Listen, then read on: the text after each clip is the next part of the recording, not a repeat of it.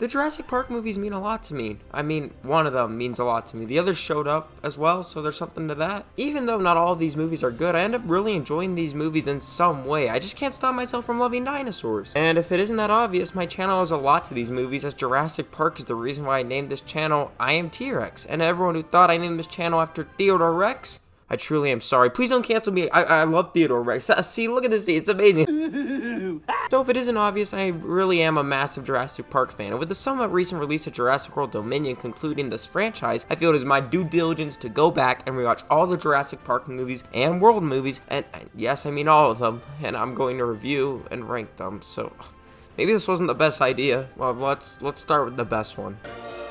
Welcome to Jurassic Park.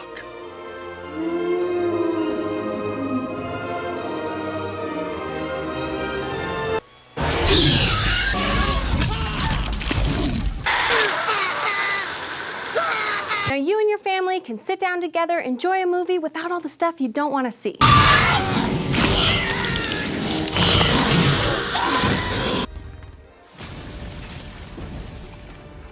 This movie is one of the few movies that I don't think I can accurately describe how much I love. This movie for me is mesmerizing. It does everything that I would want in a movie about dinosaurs. I saw this movie for the first time when I was 10. It blew my mind how one movie could so accurately capture my love for dinosaurs that I had as a kid. It shows the awe of these dinosaurs and the horror as well that comes with beasts of his size. The director of this movie, Steven Spielberg, also comes in with a direction that is perfect for showing how incredible these beasts could be. And the dinosaurs are also executed with such amount of care and execution with go motion and groundbreaking CGI that the effects still hold up today due to how much care and craft was put into them. I highly encourage you to watch the behind the scenes of how this movie was made, because it is incredible how much thought and detail went into making this movie as perfect and well executed as it is. Oh my gosh, did I just assign homework in a video? Oh, look at that dinosaur eating the guy off the toilet! Along with the incredible execution on production level and with the art direction of what the island could be, the characters as well that we spend our time with on the island are also incredible. Alan Grant, Ellie Sattler, Ian Malcolm, and John Hammond are all these iconic characters that I just love. These actors as well, though, weren't huge stars, other than, of course, Jeff Goldblum, who, is a whole other story. He's a very sensual man. Now look at him, he's stroking the furniture. I am. But since we didn't really know these actors too well, it gave us a fresh plate to put our feelings on these characters as stand-ins for the audience, and the way that they show that awe for the dinosaurs is perfect for how the audience feels when they're seeing these dinosaurs as well for the first time. Also, it is awesome that these characters are pointing out the problems in the park. I love that they're just not blinded, but they actually notice things as well. It makes them feel more realistic because they're not just stupid idiots, or most of them. The pacing of this movie, along with the structure of it, is perfection. The slow build of all of our characters realizing the fundamental flaws in the park, while we see the pieces slowly falling into place that will eventually lead to the pieces being set for the T-Rex encounter that turns this movie into a full-blown horror film, is just amazing. And when the movie does turn into a full-blown horror film, it does a great job being genuinely creepy and showing that innate fear of being so out of control in your environment. All these different encounters with the dinosaurs are incredible, and Spielberg does an amazing job of playing on our fear of the unknown, with how the bushes move for the raptors and how the puddles show us how the dinosaurs are getting closer and closer. The T-Rex encounter is what I would call the definition of perfection. There are so many great videos that break down how amazing. Okay, I gotta stop with the homework. It is incredible though how this movie has set piece after set piece that would be the highlight in any other movie, but they're all just crammed into this one movie that's barely over 2 hours. Like, you get the T-Rex encounter, then there's the whole bridge sequence, then the T-Rex goes after a Jeep, and then after that you got the fence scene, and then after that you got raptors in the lawn, and then they're chasing her, and then there's raptors in the kitchen. Like, it's amazing. Another thing I think we have to talk about is just the incredible circumstances this movie had. The fact that there hadn't been a movie tackling dinosaurs on this scale, and it was Steven Spielberg, one of the greatest directors of all time, who got to tackle this with his incredible talents at showing awe, adventure, and horror, is simply astounding. It leads to a perfect project for him, which allows him to plan all of his tools into like a perfect product. The fact that this movie manages so many different tones and ideas in a 2-hour runtime without collapsing under its own weight is an incredible task, but the movie never struggles. This movie feels effortless. Each scene flows into the next, even though the tone shifts quite a bit from beginning to end. It never feels jarring. This movie is an absolute masterpiece that still holds up and continues to show new filmmakers what you're able to do when you have a unique vision and talent around you to show people something that they have never seen before. This movie had a great director working with an airtight script and incredible talent to sell every scene with cutting new edge visual effects, while also using the same old tricks in the book to combine it with. Just is amazing and awesome and an absolute masterpiece in my eyes, and I just love it. This has always been at my favorite movie, or maybe my favorite movie at the number 2 spot. And if you look at all the random Jurassic Park stuff I have, I think it shows just how much I adore this movie. And I'm not trying to be like I am the number 1 fan of this movie, because there's probably way bigger nerds than me on this, but I just love this movie so much. I adore it the entire way through, and it's one of my favorite movies all time. It is my favorite Jurassic Park movie, my favorite Steven Spielberg movie, and I think it just might be my favorite movie of all time. The movie sets the bar so unbelievably high. No one since Jurassic Park has even come close to getting near it, although a lot have tried. And how many more of these Jurassic Park movies tried that? 5. Okay, 5 more? I gotta wrap this up. This movie, it's an absolute masterpiece. I love and adore it, and it gets an easy 10 out of 10. Alright, that was an amazing last movie. Let's watch Jurassic Park 2. Watch out! Watch out! Watch out! Watch out! Oh, it's called The Lost World Jurassic Park? What type of name for a movie is that? Not exactly a great first impression, but okay, whatever. Let's call it by its stupid name. So, The Lost World Jurassic Park, it's fine. It's not that bad, it's just whatever. This movie being the direct sequel of Jurassic Park causes some problems right off the bat just as a sequel, because we all saw the last movie, and you should leave that island alone. We need to know why anyone would go back to the island, because it is such a risk. Also, we need to know why aren't the dinosaurs dead yet, because they hint in the first movie that they could die. And also, we need an interesting plot for another dinosaur romp, because it's the sequel, and we need something to feel worthy for there to be a sequel. And in an actual surprise, it manages to pull off all of these. Mostly. The idea of Ian Malcolm being the only one from the first movie to actively speak out about the horrors on the island is very in line with his character, and us learning from Hammond about Site B and a whole other island is interesting. We get a new location that allows us to see a different side of the park, but Ian Malcolm goes to the island not because he wants to, but because he realizes that John put his girlfriend on the island. And she didn't tell him that she was going back to the Dino Island. Wouldn't that have been a good idea? Wow!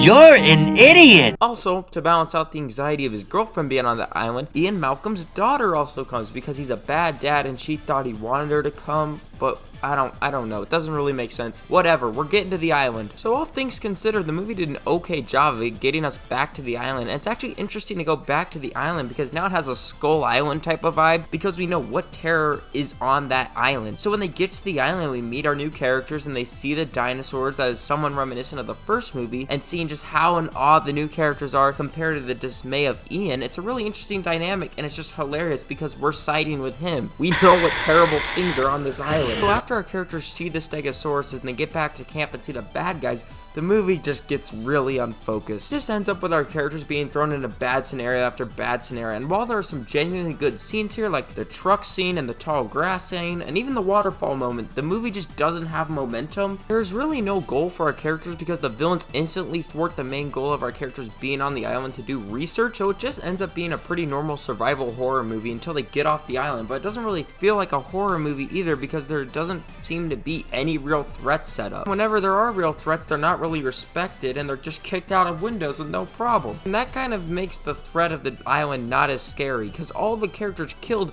don't do anything really wrong other than this guy, and all the characters that make stupid decision after stupid decision just get off scot-free. Also, this movie is much sillier than the first one. It should be much darker in tone due to the fear of the island itself. It just ends up feeling like wasted potential. Site B never feels fully utilized, and there never is payoff to them moving into the carnivore ring. It just kind of happens by accident, and now there are raptors. Okay. The script feels sloppy and I didn't really know what to do with our characters when we get to the island, and luckily this movie had an all-time director with Steven Spielberg returning to give this movie some life. That said, the movie isn't horrible because in the last 15 minutes of the movie, it completely jumps the shark and just has a T-Rex running around San Diego at the end. The end is really stupid but also the most fun part of the movie. It's just fun to see a T-Rex just going down to the city of San Diego, but at the end of the day, it's just another fun set piece. This movie is the antithesis to the Jurassic World movies, as this movie actually gives us a good reason for this movie to exist, but then it doesn't know what to do when the movie actually starts moving. unlike the Jurassic World movies, which may not have the best ways of kickstarting their plots, but they do know where they want the story to go. This movie has a very interesting setup, but just gets lost with what it wants to do, and is truly saved by some solid direction and some really fun set pieces. It's funny that the movie called The Lost World is the one that gets lost with where it wants its plot to go. It's okay as a sequel and isn't a true stain on the franchise, but it could have been great. I'm gonna give The Lost World Jurassic Park a 5 out of 10. Honestly though, don't tell anyone, but I would have given this a 6 if they hadn't hurt that baby T-Rex. But I do guess the little T-Rex does kill the bad guy. But no, I'm gonna lose my mind if I just keep going back for a 5 and a 6. I'm giving it a 5. Let's move on. What's next? Jurassic Park 3. This movie makes me very sleepy. I genuinely struggle to stay awake while watching this. I mean, this movie is just pointless. I mean, it's a harmless movie. It doesn't commit any real atrocities, but what is the point of this movie? The main storyline is that basically Alan Grant is bamboozled by a bunch of idiots and ends up back on the island. The weird thing about this story is that it doesn't really try to build off the past movies, it just is another dinosaur romp. It doesn't really do anything new, it's just the characters trying to find a kid, and now they're dinosaurs, some are new, and they have to just fight them off. It doesn't have as many interesting sequences as the other two movies, but they're not bad. This movie also tried something new. It brought back Sam Neill as Alan Grant, and that's a good idea on paper, I guess, but Sam Neill feels so out of this movie the entire time. If you want to look at someone doing a performance just for the paycheck, I'd point you to Sam Neill in Jurassic Park 3. He looks so bored and tired the entire movie. I love Sam Neill, and this is no shade on him because I love him, so don't think I'm just hating on him. I really like him, and honestly, good for him. I think out of all the actors, I think he's the only one who truly realized that this movie would be bad and just phoned it in. Speaking of which, all the other characters in this movie are completely forgettable or the most annoying thing on the earth. What's a bad idea? Hey, want to hear the most annoying sound in the world?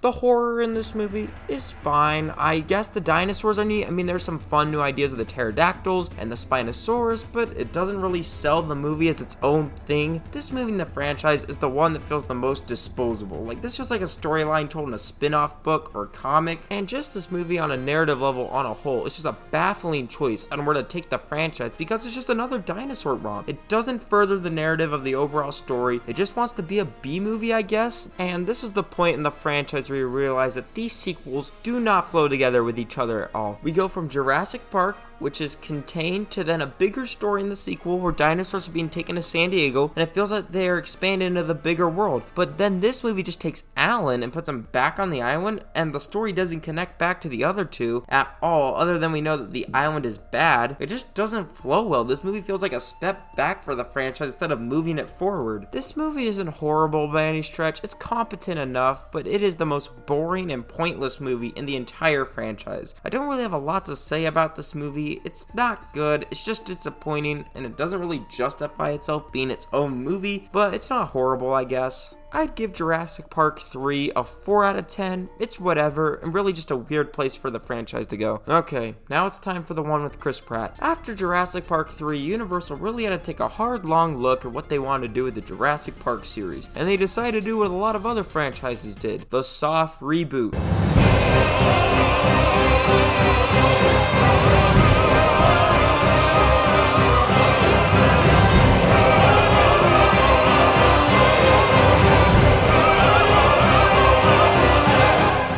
Jurassic World is an odd movie. It's following up the 3 Jurassic Park movies, except now the park is open. The park is open! Excuse me. Who opened the park? InGen? Oh no, it's the Masserini Global Corporation. But it was John Hammond's wish? What the freak am I hearing? So Masserini actually did it and Jurassic World is open. The strange thing though is just on the premise alone, because this movie is actually well executed, and I'll get to that later, but the fact that the movie just skips over the public backlash of Jurassic World opening again, or how this even happened, is just baffling. That said, this movie is the first big shift we see in what these movies are trying to be. They rebrand from Jurassic Park to Jurassic World, and they used to be these movies about how greed can go too far, and a horrifying look at when ambition goes too far and the consequences consequences of that. But now these movies are just dumbed down action movies with sprinkles of horror in there. These movies aren't trying to be as smart anymore. They are trying to ask you to take huge leaps so that we can get back in the park, and then for it to go bad again, and then for the park to fail again. It's just really weird that they are just asking the audience to just accept how dumb this is so that they can do something new. And there are some good ideas that come from this movie, but the fact that we had to take such a dumb leap to get here is just very weird and problematic. But some of their new ideas are really cool. The fact that they're making a dinosaur that is bigger and more dangerous because people have just gotten bored of normal dinosaurs is a pretty smart way to meta commentate and how people just aren't as interested in dinosaurs again in Jurassic Park movies. That's a fun way to show they need to see something new. But when they do something interesting and new, they instantly backtrack to nostalgia and go back to the Jurassic Park building for 5 minutes to dink around and just go, oh, I remember that, wow, wasn't that movie so good, Jurassic Park Jeep, goggles. I like that banner that the T-Rex was next to, I'm gonna put that on the floor. Let's look at that. I've never seen a movie so openly scared to be its own thing. Now, with this movie, you need to talk about how the current movie landscape is different and how lots of movie sequels are throwing back to nostalgia and how it's differently used. So let's look at this movie, Jurassic World, and Spider-Man No Way Home. This movie has our kid characters who wouldn't know anything about these specific things go around and touch and interact with each thing that they have no clue or significance to. Spider-Man No Way Home, on the other hand, brings back fan-favorite characters to push our new Spider-Man hero forward and become a more resilient and fleshed-out hero. In that movie, spoilers, when the two Spider-Men show up, it isn't only for them to be there and look cool, but they're actively helping our protagonist become better and push the plot forward. There is purpose in the nostalgia, and they used it wisely because with great power comes great responsibility. That's the cheesiest line I've ever written for any of these videos. Now, I don't think Jurassic World is completely hindered by its link to the past, but it feels scared to be its own thing. And when this movie introduces new ideas like the Indominus Rex and raptors that can be controlled, they end up being pretty fun ideas, but they could have been fleshed out more. All of our new characters are fine enough. I like Chris Pratt, I like Bryce Dallas Howard, the kids are fine, and you have Jake Johnson here, and he's always a plus. This movie has some really fun action, and it looks really good and has some genuinely good set pieces, and I think this movie added its best feels like a fun remix of the first 3 Jurassic Park movies, but never feels that it is able to totally break into being its own true thing. Every cool thing they introduce in this movie is instantly held back when they do something really dumb. Oh cool, Chris Pratt saving guy from raptors. I like that. Oh wait, now I have to listen about how they should be in the military. Oh, Chris Pratt needs to talk to his raptor and show his bond so they can stop the Indominus Rex. And Bryce Dallas Howard just ran out of T-Rex in heels. Didn't they barely escape a T-Rex in a Jeep? Or maybe I was dreaming, because these movies feel very similar. Very similar. I don't care. This movie can be fun, it has its moments, but it's also very stupid. I mean, it's dumber than these parents who send their kids to Jurassic World basically on super buys. That was a smart idea. It's not genius. Genius. He's a genius. Genius, yes. Yes, Einstein was a genius. Beethoven was a genius. Colin Trevorrow.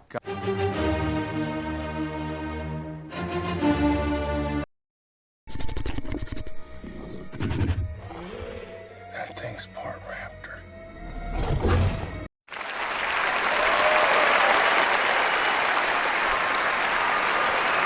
He's a genius. He's a genius. That's what I'm talking about! That's why he's the MVP! That's why he's the GOAT! No, Jeff Goldblum, Colin Trevorrow is not a genius, but it's also not terrible, and does just as many things as I like that as I dislike. I'm gonna give Jurassic World a 5 out of 10, just another mediocre entry in the Jurassic Park franchise. Let's move on to the divisive one. Man, this franchise is like the Star Wars sequels. Coming off Jurassic World is this movie, and people have opinions on it. Never have I seen a movie get so much hate for being so dumb and stupid. It's like everyone watched the first one and shrugged it off. When they saw the stupid stuff in this one, they went full Roger Ebert on this movie. This movie has been blasted for 4 years, and I'm here to say that of all the people that hated and bashed this movie, you honestly have good points, but sadly are all completely wrong. What?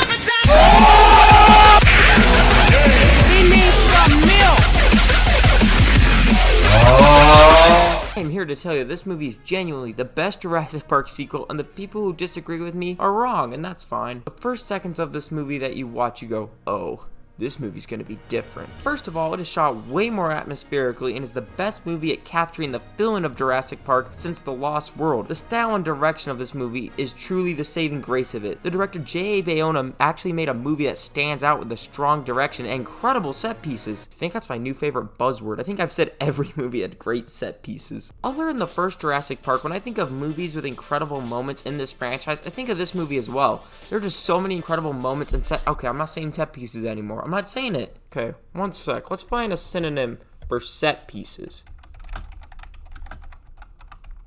Yeah, here we go. Ceremony, tableau, scenery, set, goal mouth, and free kicks. What?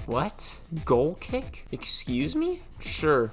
This movie has good goal kicks. Now, this movie, as well being a disaster movie with great goal kicks and then slowly becoming a flat-out horror film, shows how this is the only Jurassic World movie that is truly interested in being its own thing without having to lean too heavily on nostalgia. The past of the world is incorporated into the film, and then they try to make the movie build off the world instead of using it as a crutch. The problem is, though, they don't do this very well when it comes to writing the film, because to say the film's screenplay is clunky is a massive understatement. So many characters flip ideas on what they did before in previous movies, and at this point in the franchise, I have no clue what John Hammond wanted with the island. We go from the first one with him abandoning it and learning his lesson, and then Jurassic Park 2, he wanted to move the dinos to a sanctuary, but then Jurassic World, we are told that he wanted to have the park reopened, but now this new old guy wanted to fulfill his vision from the Lost World of the dinos being at a sanctuary? What the freak am I hearing? What did John Hammond want? Also in this movie, most of the characters are awful, and even our decent ones like Owen change their minds so quick that it's really hard to feel this movie ever gets its groove. This movie is so fascinating because you can feel the director J.A. Bayona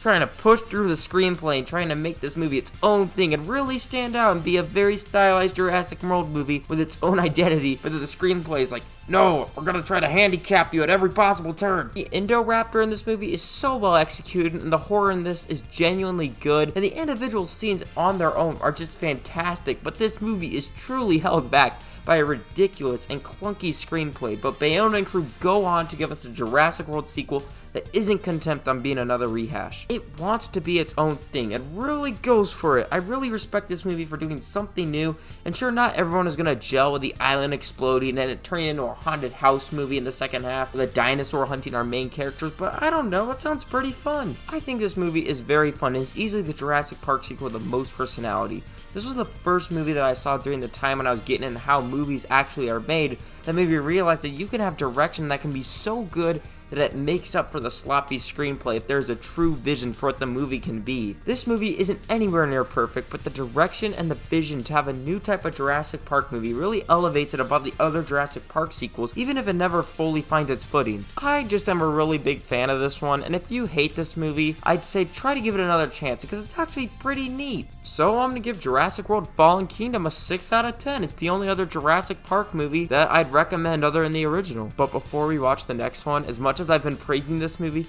has the most ridiculous and funniest ending. We've entered a new era. Welcome to Jurassic World. My gosh, imagine if he had taken it further. Our world has become a Jurassic World, and our society has become a fallen kingdom. It's just the dumbest ending. Okay, on to the last one, Jurassic World Dominion, and it is just, what? How? Jurassic World Dominion seems to have everything stacked up in its favor, and yet manages to be an absolute dud. You just had a movie setting up the endless possibilities of dinosaurs being in the real world. The entire Jurassic World trilogy has been an excuse for Colin Trevorrow, the genius. Who's a genius? Who wrote all of these so you can make a movie about dinosaurs in the real world. You can have this movie take place in any city. You can take it in any direction. You can have Triceratops in downtown New York, or pterodactyls attacking skyscrapers, or raptors running around Washington, D.C., or the Megalosaurus in the Nile. I don't care. Do something fun. You can do some really creative stuff with this premise. Like, look at what Dawn of the Planet of the Apes did. You have an endless sandbox. You can go anywhere. And you also decide to bring back the old cast and team them up with a new cast. There's so many possibilities there as well on their own. You have the cards stacked up to be the best Jurassic Park movie since the first one, and you do nothing with it. This movie doesn't seem interested at all with the idea of dinosaurs chilling in the world because it wants to get back to a bad corporation and dinosaurs in a little spot? What? You set up the movie to break away from that formula, and then you just did it again. Honestly, this movie doesn't seem interested at all in dinosaurs. An entire subplot is dedicated to locusts and the ramifications of their presence in the food chain? Why? And this isn't the only sin the film commits. They bring back the OG cast just for them to dink around with bugs. If you go to a thesaurus or like any dictionary and you look for synonym next to wasted potential, you'll see OG cast and Jurassic World Dominion. Wouldn't it be interesting to hear what these people who study dinosaurs think of dinosaurs being in the real world? I would, but I don't hear it, even though it's the Then we have the Jurassic World cast just going on a rescue mission that is kickstarted with the same premise as Madagascar 2, except now it's a raptor who's been captured. So the movie becomes a spy movie about dinosaurs in the city and the OG cast breaking into a corporation to learn about bugs. Why? This movie fundamentally wastes its potential as it just shoves our characters back into narrow areas so we can have horror scenes that aren't scary, because that's what the old Jurassic Park movies did. They were in tight, sciencey areas. Isn't that what you guys like? So let's just do it another time. I'll tell you the problem with the scientific power that you're using here. It didn't require any discipline to attain it. You know, you read what others had done, and you took the next step. You didn't earn the knowledge for yourselves, so you don't take any responsibility for it. You stood on the shoulders of geniuses to accomplish something as fast as you could, and before you even knew what you had, you patented it and packaged it and slapped it on a plastic lunchbox, and now you're selling it. Also, seeing the new cast and old cast being smashed together for no reason and them having nothing to do is so sad to see, because it could have been so cool if they had a reason, but it just happens because we need to have time for a blind dinosaur with fingernails. Even if this movie was interesting or fun to watch with a stupid plot, I would have taken it. I mean, the last one was stupid, but at least it was fun to watch and had good direction and style to it. This movie, while also being this weird espionage bug movie, has to wrap up the Jurassic Park franchise, as this is marketed as the ultimate conclusion, but it doesn't do that either. Status quo doesn't change. It ends just like the beginning. The movie stacks so much into itself that it forgets what the tone and purpose of these Jurassic Park movies are. It tries to go bigger with more goal kicks while also not thinking about how creative it could get with them. It adds more characters but doesn't care to give them any reasons to be there, or for these characters to act like each other or even interact. It wants to be scary and bigger, but its idea of being more creepy is just by adding more dinosaurs instead of using dinosaurs effectively. It's sad how in this movie's attempt to be an ultimate conclusion, it just ends up getting lost with all the directions that it goes in. It doesn't do anything right, and it doesn't feel like a Jurassic Park film, ultimately feeling and giving us a reason to care. The Jurassic Park sequel that probably had the most hype and possibilities ends up being so pointless and off base that it drains me of ever wanting to see another one of these movies. This movie had so much potential, but the people making this movie were so preoccupied whether or not they could, they didn't stop to think if they should. I did it again. I added another famous line. This movie is so disheartening. It should be great, but it just makes the Jurassic franchise look old, and maybe it should have stayed extinct. Man, this sucks. I don't want to give this movie a bad score because it's the OG cast and dinosaurs. But I gotta be fair. I'm not going to enable you, Jurassic World Dominion. I'm giving Jurassic World Dominion a 2 out of 10.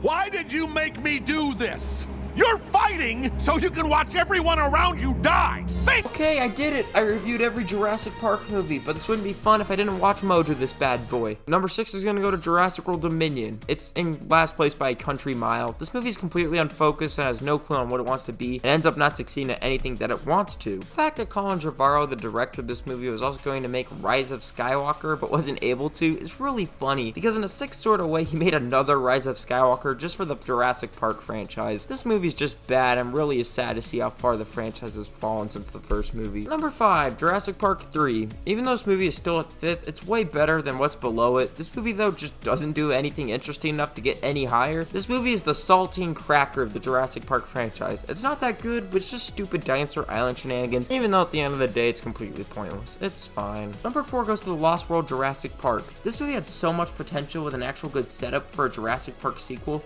which is just as rare in the Jurassic Park franchise as an actual good Jurassic Park sequel. Problem is, even though they have this pretty good setup, the movie just ends up meandering on the island and does nothing with the premise it has. This movie could be way higher on the list, but the film is just content with being okay, and you know what? Fair enough. Number 3, Jurassic World. This movie is the complete opposite of The Lost World because it has a really poor setup, but actually is better in execution when they are on the island, and does some fun things where the dinosaur is actually hunting the other dinosaurs and our characters. That said, the movie relies way too much on nostalgia to the point where it becomes a crutch instead of an actual storytelling device. Still, it's fun, but it does too many stupid things to go any higher, but it's a fun enough popcorn movie. Number 2, Jurassic World Fallen Kingdom. Now, I might be viewed as a madman for putting this movie this high on my ranking, but I am just enlightened. This is the only Jurassic Park sequel that I feel has its own unique identity from beginning to end and actually has a vision. Sure, it's clunky at a lot of points, but I will give this movie credit for actually attempting something, and it truly is saved by having a great director that actually makes this movie stand out with some absolutely great goal kicks. Its dedication to showing the wonder and horror as well as having an excellent soundtrack make this one stand out above the others. This movie sure isn't a perfect movie, but I get so much enjoyment out of it and is the only Jurassic Park sequel that I would recommend. I think it's a true guilty pleasure that straight up rules even though it is nowhere close to a perfect movie. Number 1 is Jurassic Park. Jurassic Park is one of my favorite movies, full stop. The feeling of wonder that you get every time you watch it is truly extraordinary, and the craft and care that Spielberg put into show how majestic these creatures are, as well as showing the absolute horror of what could happen if they get loose,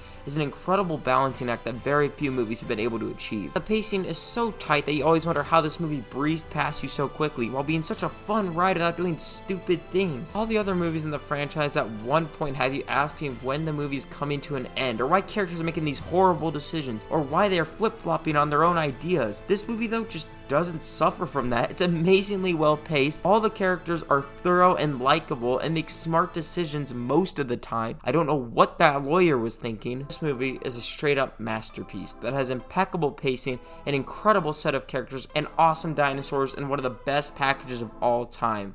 A Jurassic Park lunchbox. I did it. I tied it back in. Well, I'm done. I say that I'm a huge Jurassic Park fan, even though I really only love one of the 6 movies. The franchise had one amazing movie that they could never top, and then 2 sequels with diminishing returns that weren't bad, and then it tried to move on in a different direction with a bland first reboot movie, and then a really stylized second, but then they seemed to get cold feet for doing something truly new and end up making the most bloated and confused movie in the franchise that is truly the worst. 3 Jurassic World movies are really weird. They made one harmless movie about the same level as the other sequels, then one movie better than any of the Jurassic Park sequels, but very dumb and very stylized, and then they made easily the worst in the franchise. It's just such a weird franchise of films. I shouldn't watch these movies because they're really dumb and I don't like a lot of them, but I love dinosaurs. I'll keep seeing these movies because if only for a second I get to see these movies capture the true wonder of dinosaurs, it really is worth it. I have loved dinosaurs since I was a kid, and I think Jurassic Park is the only movie that's ever fully captured that. So I'll always go see these movies because I always hope that I'll get a similar experience to watching that first movie for the first time. Also, I kind of owe my channel to this movie, but don't tell Universal, they'll claim everything I've done. Wait, no, Universal, please don't. This is scarier than any of the movies. Please no, this is like transformative in nature, I swear. Like I just reviewed all your movies. I even praised one. Sure, I took a massive dump on some of the other ones. Oh gosh, please.